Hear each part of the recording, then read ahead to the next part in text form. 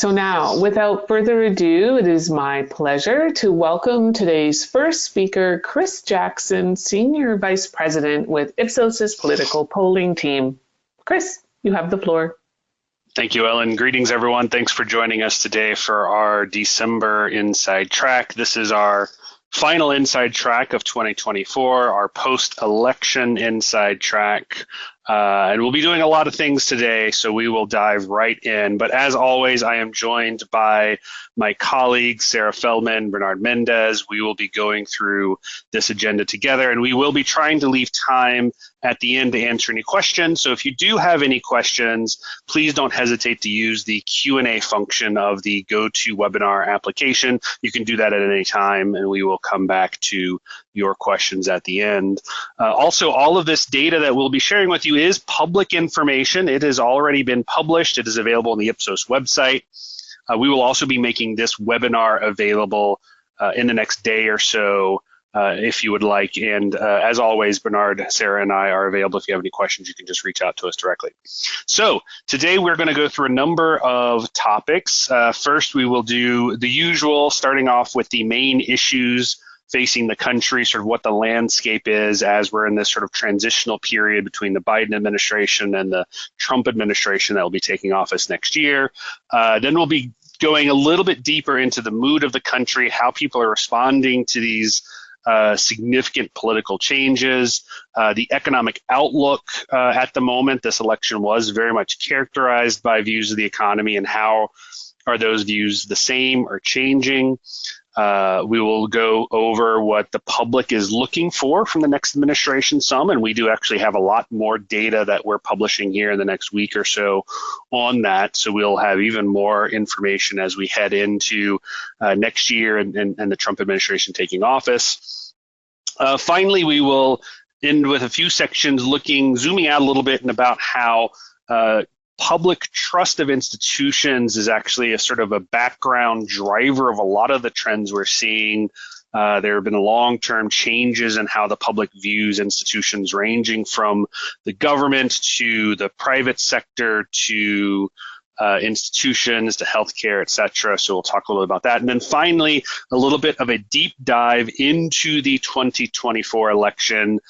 Talk a little bit about what happened, how we ended up where we ended up, and going over some data we have from recent polling. So with that, let's dive into the main issues facing the country.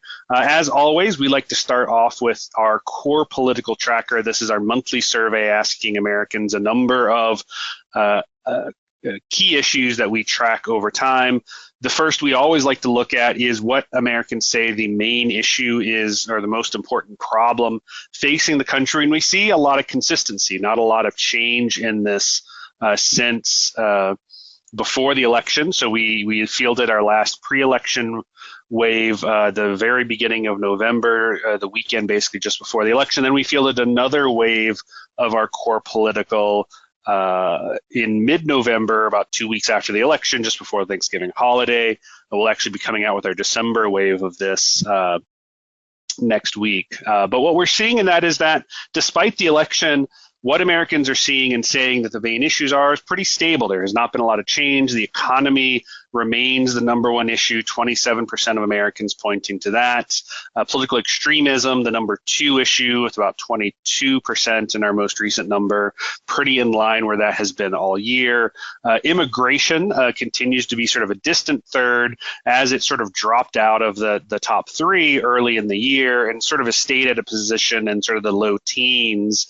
And then a number of other issues that have sort of hovered around the 4 or 5% range, healthcare and the environment specifically, and then other things that are further down the issue agenda, 2, 3, 4% maybe of Americans saying that it's their top issue at any one point in time. So it is the economy sort of number one, and political extremism sort of a close second. Still the issues driving how Americans are seeing the country and thinking about the country. Next, the other thing that we always like to look at is the standing of the administration. Now, President Biden is a little bit of a lame duck now, as he is leaving office in a little bit over a month.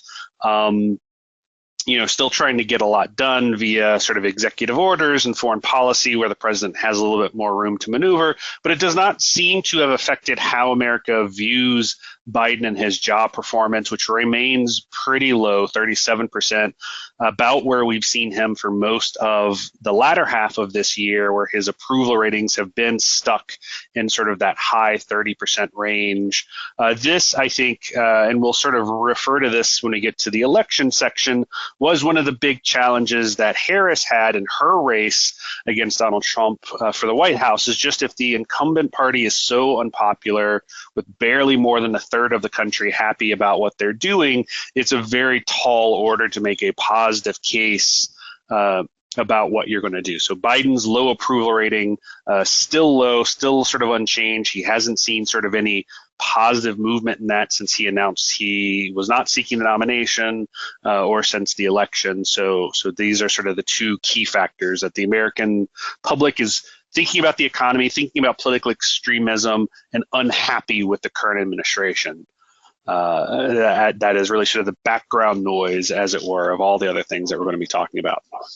So now I think, I'll be handing it over to talk about the mood of the country to Bernard, who will be going through some more detailed information about how Americans are responding to these political events. Bernard, over to you. Thanks, Chris. So, going to talk a little bit about the mood of the country sort of right after the election.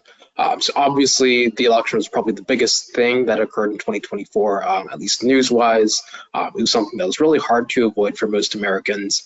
And it was also something that Americans cared a lot about. Heading into the election, most Americans felt that the stakes were very high on this election compared to previous elections. And this is really reflected in Americans' response to Trump returning to the White House. And we can see here that the Trump is very, very divided along partisan lines, where most Democrats feel terrified or anxious, whereas most Republicans feel, excited or guardedly optimistic. This is pretty striking to me that, most or almost half of Americans feel terrified or anxious of the next administration.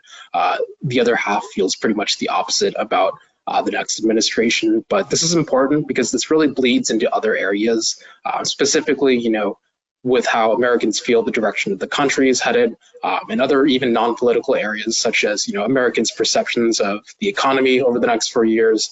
We see this highly polarized attitude affecting Americans' opinions in a lot of different areas. On the next slide, I think shows this pretty well, where we look at whether Americans feel the country is headed in the right direction or whether they feel it's headed in the wrong track. If you look at the top line numbers of the average of how all Americans feel, this is pretty much unchanged from before and after the election, where 13% to 16% just before and after the election. That's statistically unchanged, but there is a pretty significant change in the makeup of Americans who feel that the country's headed either in the right direction or the wrong track. Where Republicans really shoot up with a lot more feeling that the country's headed in the right direction, while the same sentiment drops pretty steeply among Democrats. This isn't super surprising, but just a sign of the times. How polarized things are, how partisanized things are, and again, we see this affecting areas that aren't inherently political, like the economy, which we'll get to in a little bit. But again, just another demonstration of how polarized things are and how significant Americans felt this election was. Next slide. So this, we're going to see a lot of changes in the next coming months once Trump takes office. But one thing that we don't expect to really change, we'll see, but don't really expect to change is a pretty strong anti-establishment sentiment that a lot of Americans feel. And this is sort of dissatisfaction with how the economy works, how political parties operate, and a desire for a strong leader to take the country back from the rich and powerful.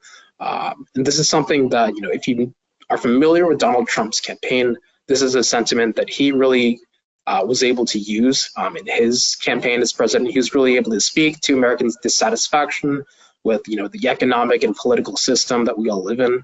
And that was one reason he was able to, win a second time, get into the White House a second time.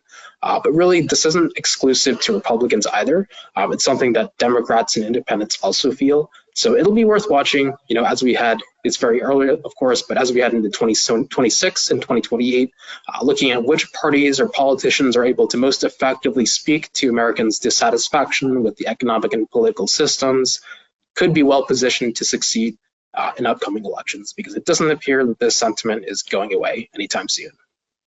Next slide.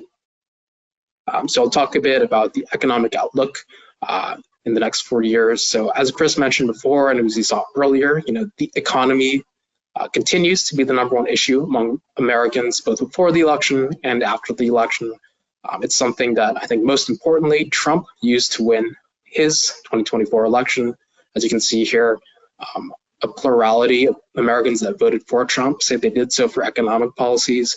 So that was sort of his biggest winning issue. A lot fewer Harris voters say they voted for her economic policies, more so for reproductive rights for Harris. But really what we see here is that economic issues really were a winning issue for Trump in this election. But with that said, there are going to be big expectations for Trump, and specifically the economy under Trump, given that the economy is so important to his victory. The next slide, I think, demonstrates this pretty well, where when we ask Americans what they think Trump should prioritize in his first 100 days in office, combined, around 2/3 of Americans want Trump to focus either on inflation or jobs and the economy generally. Again, speaking to the fact that Americans really care about the economy, they want the economy to be better, and are expecting Trump to usher in an age of a better economy, especially after, we saw huge inflation over the past couple of years in the Biden administration. One of Trump's slogans was "Trump will fix it," sort of referring to Americans' dissatisfaction with how the economy was working under Biden. This is reflected again here, where most Americans want Trump to prioritize building the economy and working on reducing inflation. Next slide.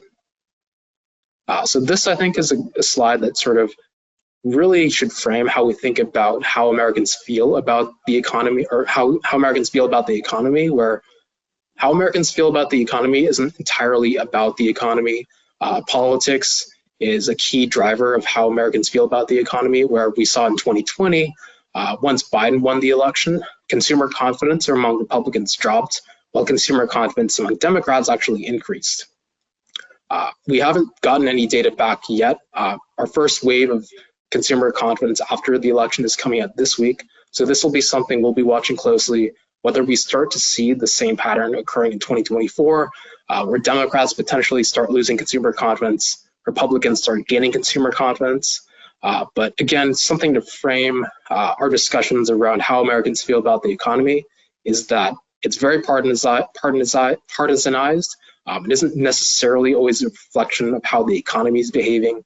If you remember back to this period between 2020 and 2021, nothing materially changed in the economy. During this time, nothing significant. But again, there was a big change in how Americans felt about the economy drawn along partisan lines. Next slide. So this sort of shows this represented pretty well from the previous slide, where if you ask Americans how they feel their personal financial situation will be in the next year, or whether they think inflation or the price of goods will decrease in the next year, this is also very partisanized, where most Republicans feel that their personal financial situation will be better, prices will go down, whereas fewer Democrats feel the same. Again, a sign of the times, a sign that, how Americans feel about the economy, inflation, etc., is not just about inflation and the economy. It's also politics also plays a key role in driving these opinions around the economy. But next slide. One of Trump's biggest promises in his campaign trail was, saying that he would impose tariffs on goods imported from China and other countries. So right now, again, as we see in the previous slides, the support here is pretty partisan, where most Republicans support this, fewer Democrats support this. But what'll be worth watching here is whether tariffs have an impact on prices Americans have, and whether this ends up impacting their support towards tariffs. So right now, Americans might not know whether tariffs affect prices. They might not feel any impact tariffs have on prices, but if tariffs go into effect and they end up affecting prices, it'll be worth watching whether this affects their support for said tariffs. With that said, I will hand things over to Sarah, who will get into a bit more of the policy areas. Sarah? Thanks so much, Bernard. Yeah, no, that what you're showing on that last slide about differing attitudes around tariffs really comes into play in some big ways when we start to look at the other policy areas that Trump and his administration will be focusing on once they enter office. And of course, those partisan dynamics, that division that Bernard was talking about, also has a role to play in how Americans are absorbing some of the key figures being discussed for the next administration too, which we'll get into right now. So another key area and concern for Americans is immigration. This is something that deporting immigrants who enter the country illegally is something Trump talked about quite a bit on the stump and in this post-election period. And when we poll Americans on this policy, we find a majority of Americans support deporting immigrants who are in the country illegally. Majority support with Republicans and independents there, a little softer for Democrats. However, while support is high for this policy, it is high in the abstract. When we start to test and get into the means of deportation and the consequences of deportation, we start to see that support really soften, both at the top line level and even among Republicans and independents as well. So when it comes to the means of deporting immigrants, we see when we ask Americans whether they support that policy, when it comes to using active duty military to enact these deportations or using money allocated to the military to pay for deportations, support drops pretty precipitously, particularly among independents, Democrats, and even a softening among Republicans as well. And again, on that consequence side, we see that when we ask Americans if they support a policy where, we're deporting immigrants that come to the U.S. illegally as children, or deportations that separate families or send people to countries that they're not from, support drops again there. So we can see that there is some support for these policies in the abstract, but again, that softens and moves once some other context is added in, that this support is actually quite conditional.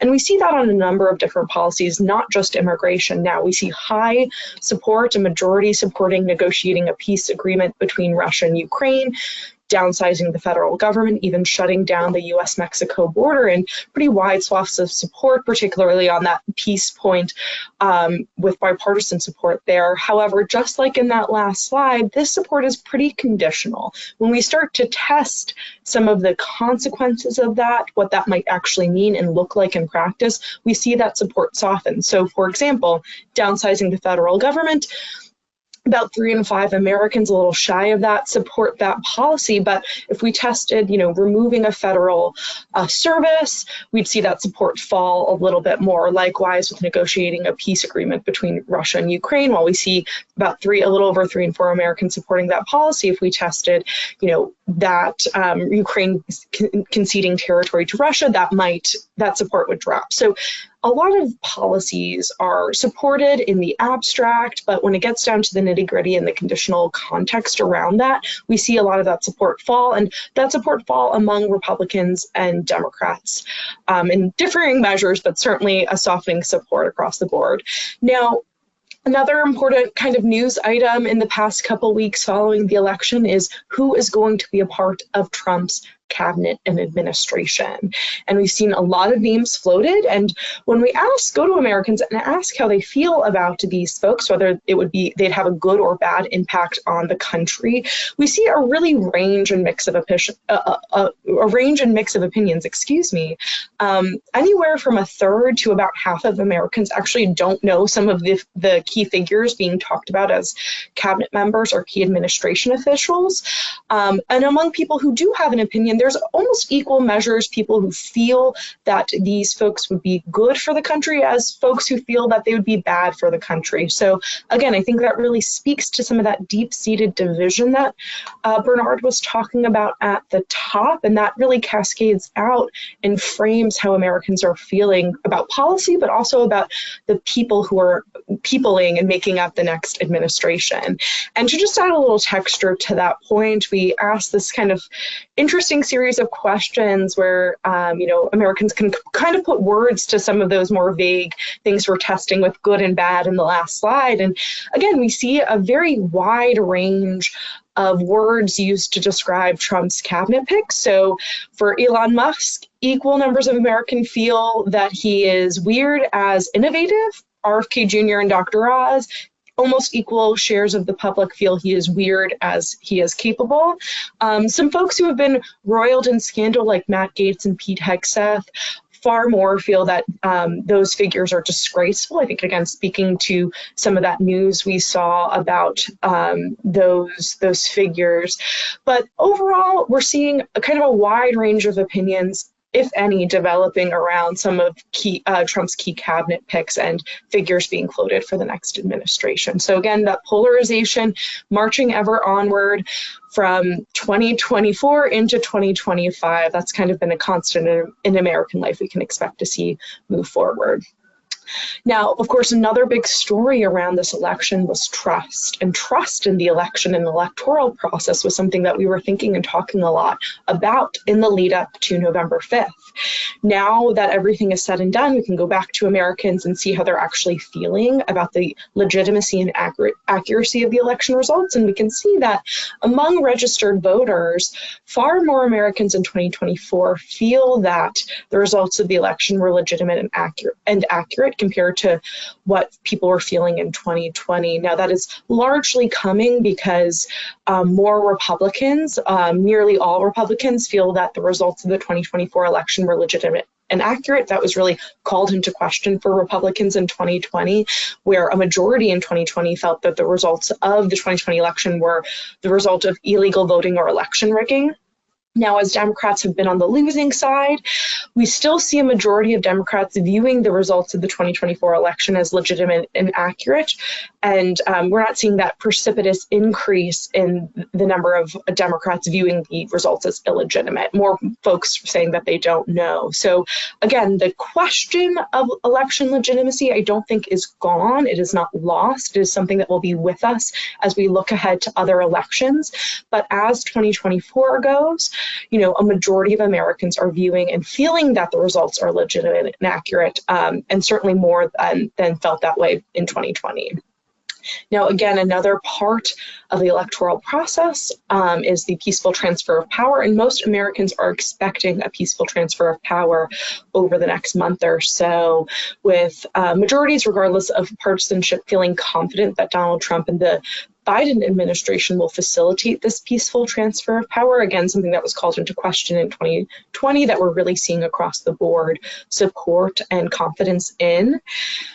While that is true, majorities also think that Trump should follow the same rules as any other president. So that kind of expectation for institutional norms is certainly still there among the public overall.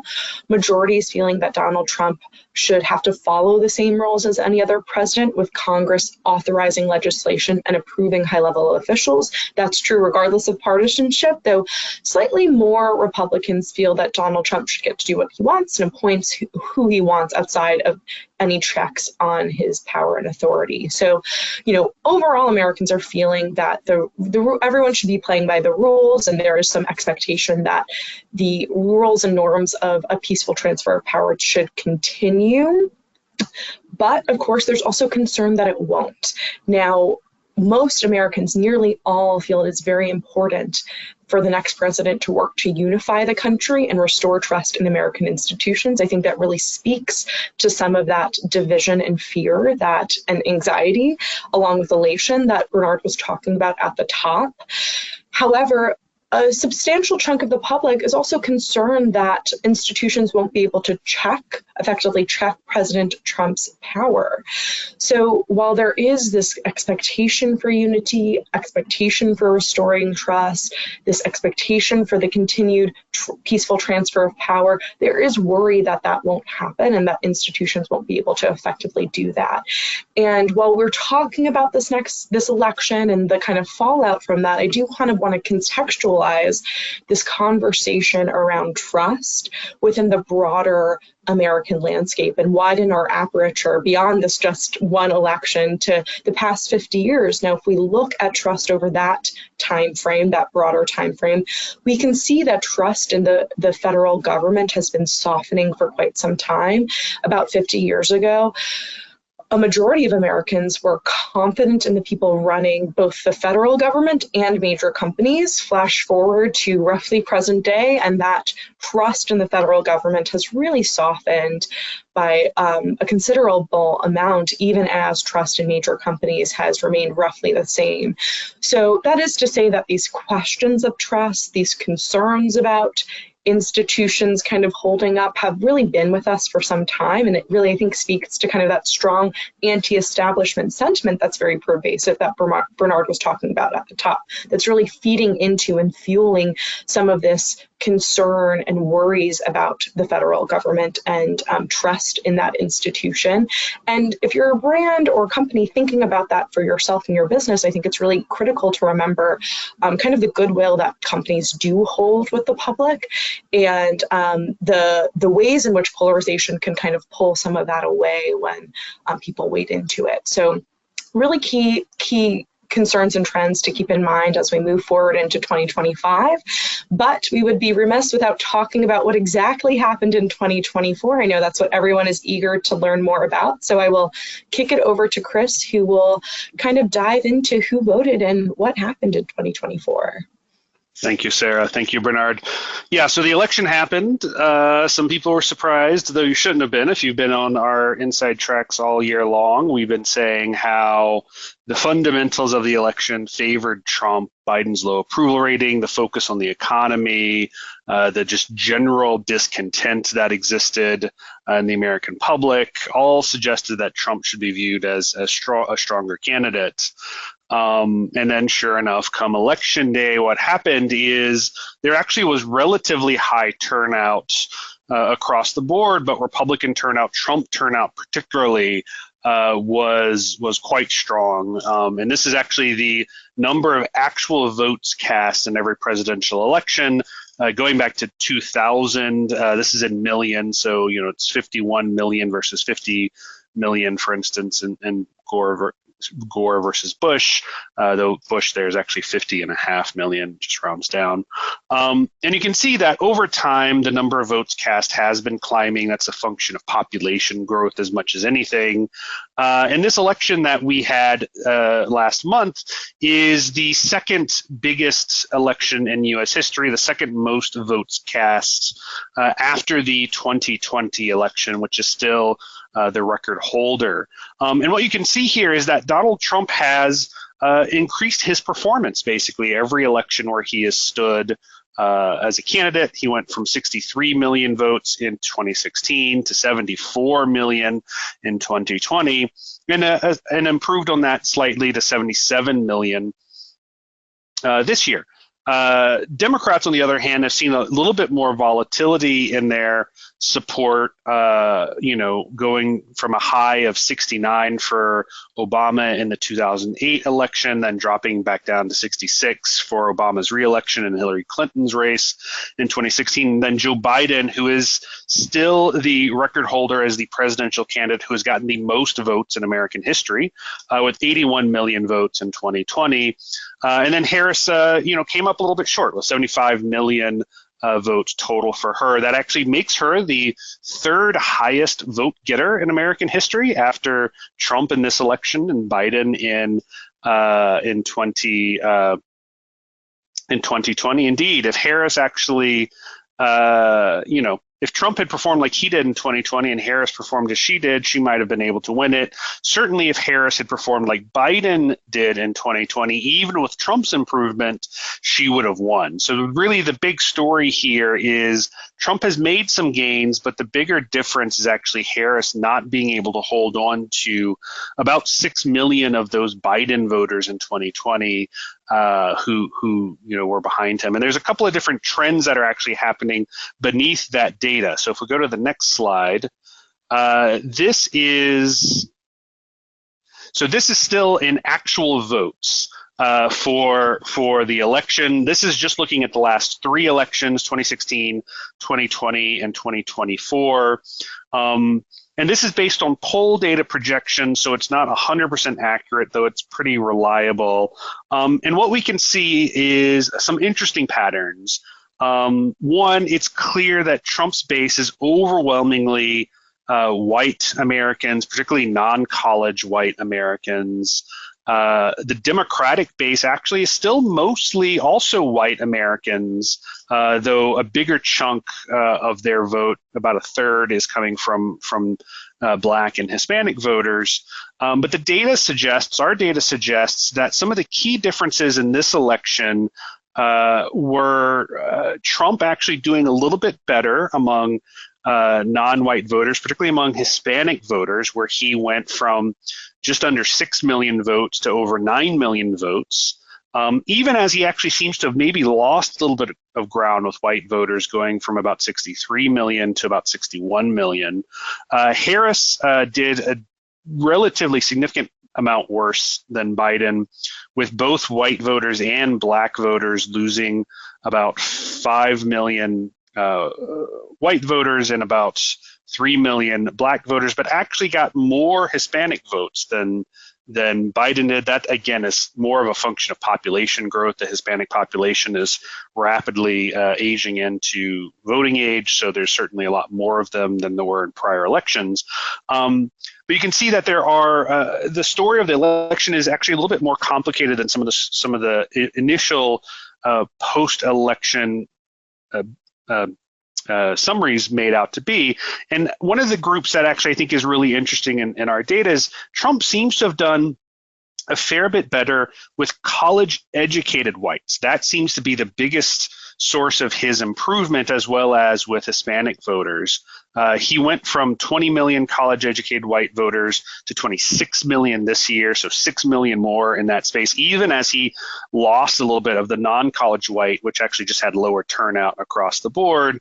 And he also gained about 5 million non-white voters all told. Again, and those sort of two things together, that improvement in the college-educated white vote, as well as improvement in non-white voters, that was the real key to Trump's victory, even as Harris actually only did slightly less well among non-white voters all told, and actually held her ground with white college-educated voters, but as I mentioned before, lost some ground with non-college white voters. And that's sort of what spelled her doom. That's the pieces of the Biden vote that she was unable to put back together for 2024. So it is an interesting pattern, because it isn't necessarily because, Trump won some overwhelming number of the non-college white vote that he won. No, it was actually because he did better with college-educated voters and minority voters. Those two things together were actually the secret to his performance this year, as well as Harris not being able to pull in some of those non-college and non-white voters that Biden got. So that's the real story of what we're seeing in this election.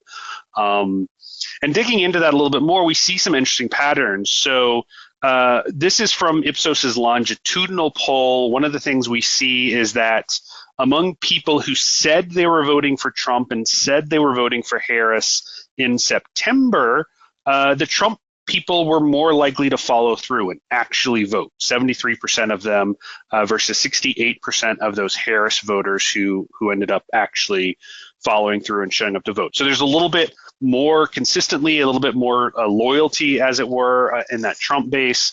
And that drove part of Trump's performance, right, is that he had that more engaged, more energized base Harris struggled to match with.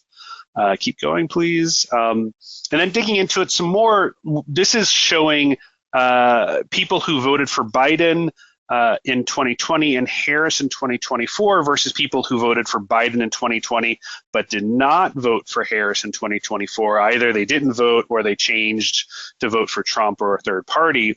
And we can see some interesting patterns. So for one, the people who did not stay with the Democrats are younger people are much less likely to have stayed with the Democrats this year versus older people. Harris was able to hold on to the older vote a little bit better.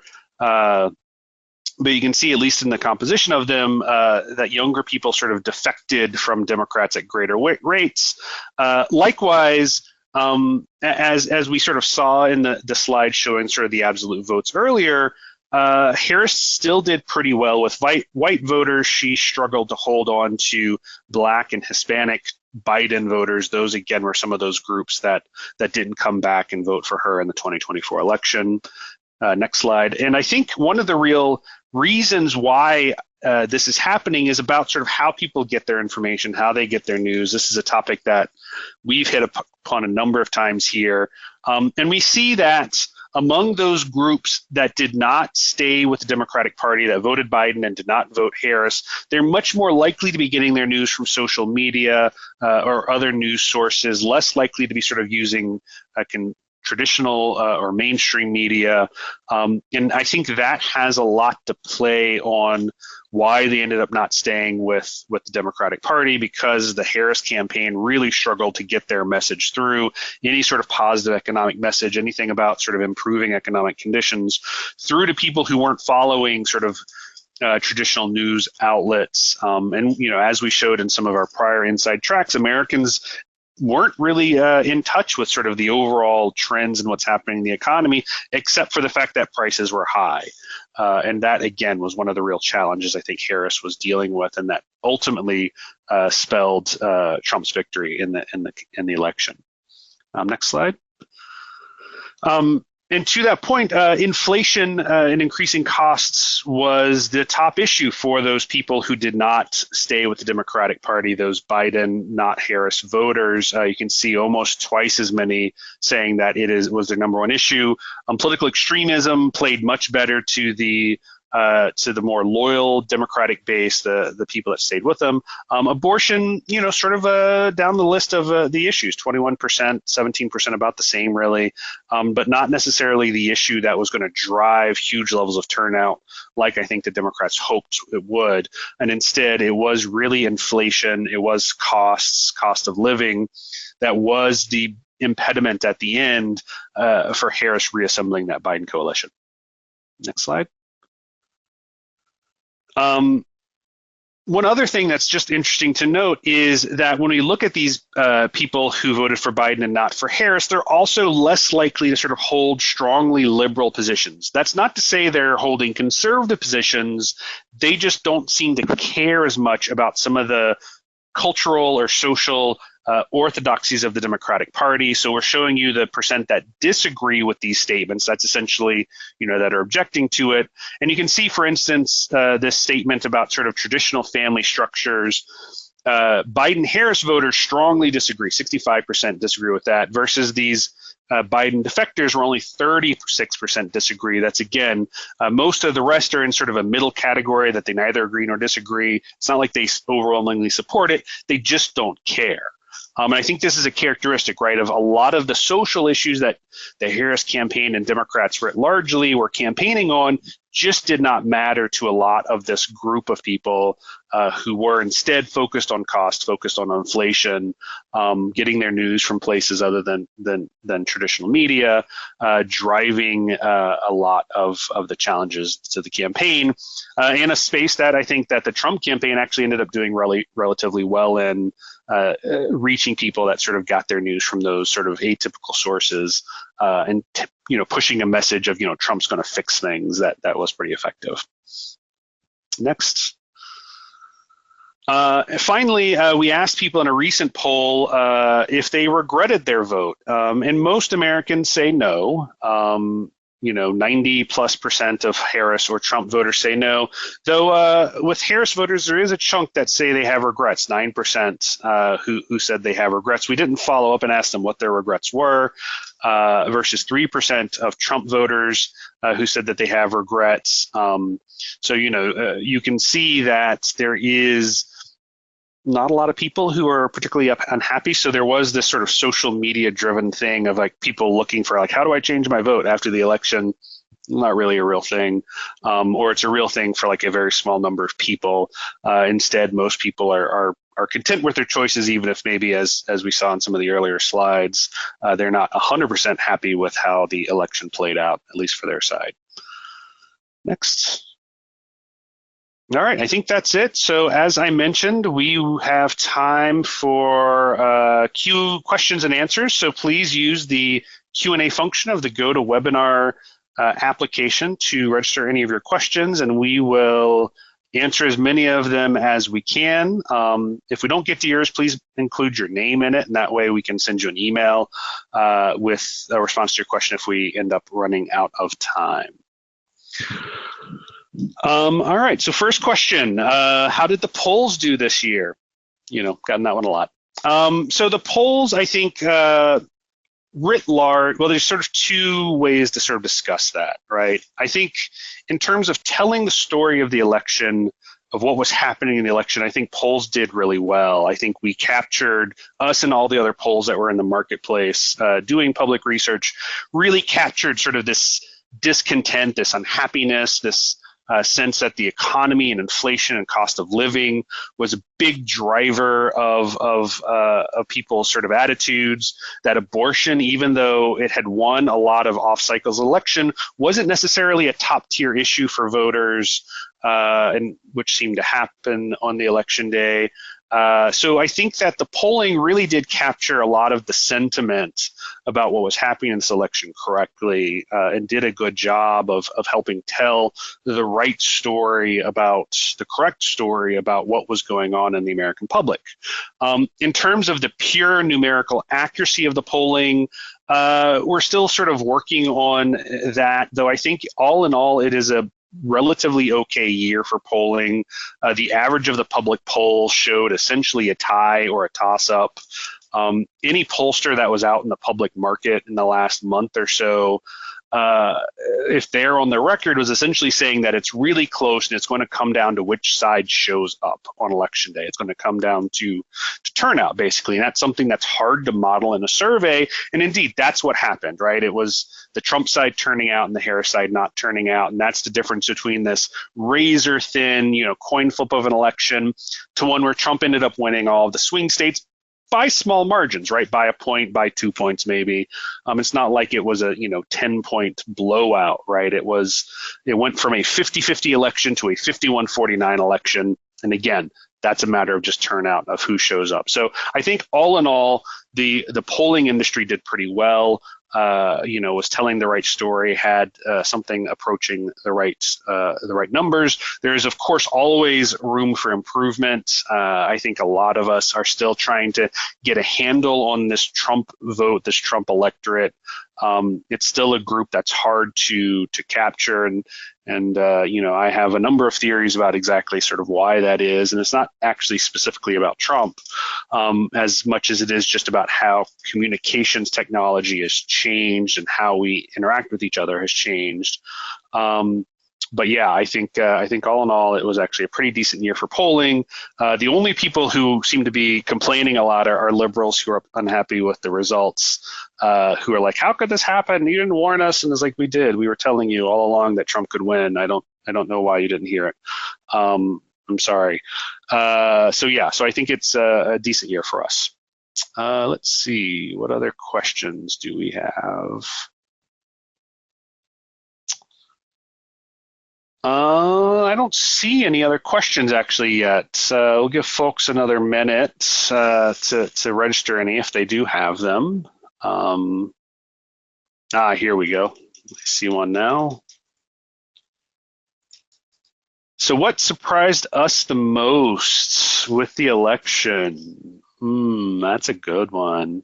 I think for me, I was actually a little bit surprised that Trump improved his performance relative to 2020. I expected him to do the same as he did in 2020, which would have been good because I expected there to be lower turnout all writ large, and holding his line from 2020 in a lower turnout election would have been better performance, right? But the fact that he actually got more voters, I was a little bit surprised by, as I was surprised by sort of the size of the drop in Harris's performance, because again, I was expecting lower turnout. I was expecting her not to do as well as Biden did, but to do almost 6 million votes worse than Biden did was a bigger gap than I was expecting. So yeah, I was a little bit surprised by that. I don't know, Sarah Bernard, what surprised you guys with this election? Yeah, building off of what Chris said, I think some of the numbers he showed around white college voters, particularly for Trump, I was, surprised to see him kind of performing well and eating into some of Harris's base there, and that advantage that Democrats have gained among white college educated voters. So that, I think, has been a little bit of an underreported story in the news, and one that's important to note in terms of the differences we saw in this election. Also surprised, this is my first presidential election that wasn't during a pandemic, so I was surprised by how less burnt out I felt at the end of it all. But that's a personal note. Bernard, any reflections from you? I think Sarah and Chris hit on the big marks. I don't think there was anything super surprising. I think Trump winning the popular vote, I don't know if I was 100% expecting, but there were polls that showed that that was a possibility. So I don't know. I think Chris and Sarah did a good job. I think maybe Harris losing support among non-white Americans maybe was a bit surprising. But again, there were signs before the election that would occur. So yeah, nothing too big to add there. Yeah. And I was a little bit surprised as well at, there does appear to be like a real swing in Hispanic vote towards Trump. Again, I expected him to hold his ground, to do well, but he actually picked up a little bit there, which, I think also was a little bit of a surprise, though honestly, it shouldn't be, because if you go back to our previous webinars and you look at like how people are consuming information, Hispanic Americans are much less tied to sort of traditional news outlets and much more using social media and sort of new news outlets as a way to get their information. And those are places that the Trump campaign was extremely strong in. So it shouldn't actually be that much of a surprise that he was able to do better.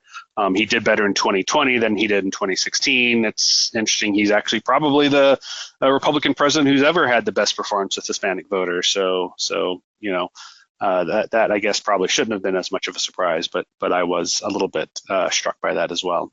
And likewise, it was. Oh, sorry. Yeah, interesting to see the differences within cities too, like Trump's performance in New York and New York City specifically too was a little bit, I think, a surprise for folks, and just how that all priced out geographically too. So definitely a lot to learn from this election, and a lot to still digest. Yeah, and I think a lot of that, again, Trump did better with some groups, but a lot of that is the Harris sort of underperformance of Biden. So it's not necessarily, it's like this much of Trump doing better and this much of Harris doing worse, Next question. What is the proportion of all Americans that are Democrats, Republicans, and independents?